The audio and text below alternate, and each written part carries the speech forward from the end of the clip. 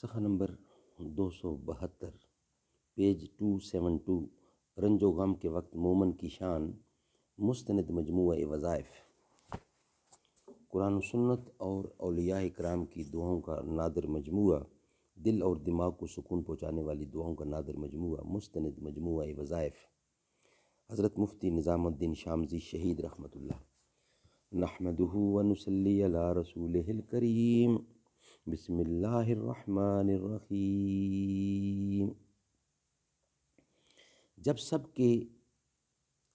اللہ تبارک و تعالیٰ کے محتاج ہیں اور ایک اللہ تبارک و تعالیٰ کی ذات وحدہ لا شریک ہی بے نیاز ہے، اس کارخانہ قدرت کا تنہا چلانے والا ہے، کائنات میں سب سے زیادہ محبت کرنے والا ہے، اچھائی کی قدر کرنے والا ہے، رحم کرنے والا ہے، انصاف کرنے والا ہے، چھوٹی بڑی چیز کا جاننے والا اور بڑی سی بڑی چیز اور مشکل کام کو نیست سے ہست کرنے والا اور ناممکن کو ممکن بنا دینے والا، وہ کسی کا محتاج نہیں، سب کے سب اسی کے محتاج ہیں۔ تو پھر کیوں نہ اسی سے مانگا جائے، ہر مشکل ہر مصیبت میں اسی کو پکارا جائے۔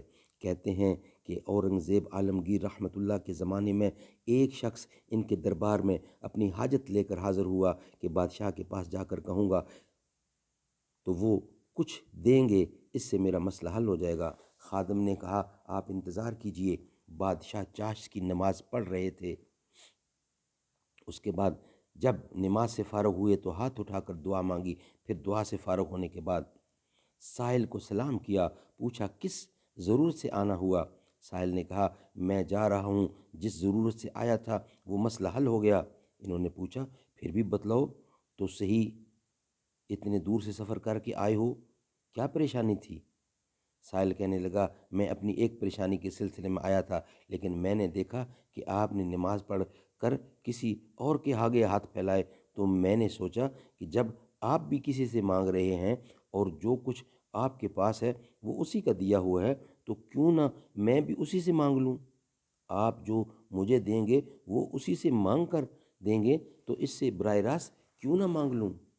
اس واقعہ میں ہم سب کے لیے سبق ہے کہ ہر پریشانی ہر ضرورت کے وقت اللہ تبارک و تعالیٰ ہی سے مانگیں اور بار بار مانگیں، کبھی مایوس نہ ہوں۔ وہ دعاؤں کو سننے والا اور قبول کرنے والا ہے، وہ ایسا سننے والا ہے کہ زمین پر چلنے والی چیونٹی کے چلنے کی آواز کو بھی سنتا ہے، وہ ایسا مہربان ہے کہ دشمن کی بھی سنتا ہے اور مدد کرتا ہے۔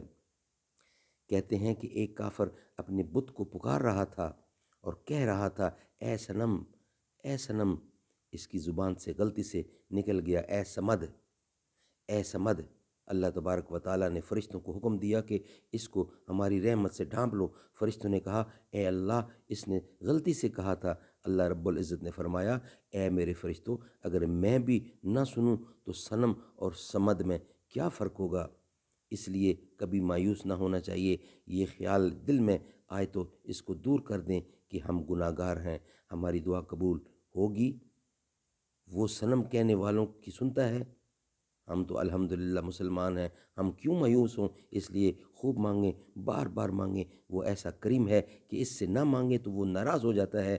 مانگنے والے مانگ مانگ کر تھک جاتے ہیں، وہ دے دے کر نہیں تھکتا۔ ہمارے دلوں میں اس بات کا یقین بیٹھ جائے، اس کے لیے اللہ تبارک و تعالیٰ کے اسماء الحسنی کو سمجھنے کی کوشش کریں گے، وہ کتنا طاقتور ہے۔ اس کے لیے بہت بیت العلم ٹرسٹ کی مجموعہ کتاب اسماء الحسنی کا مطالعہ بھی مفید رہے گا، خود بھی پڑھیں اور دوسروں کو بھی پڑھائیں۔ قرآن مجید میں اللہ تعالیٰ کا ارشاد ہے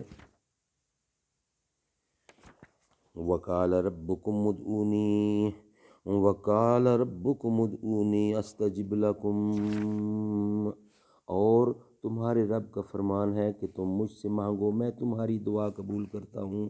انشاءاللہ نیکسٹ ویلاگ میں اس کو بیان کیا جائے گا۔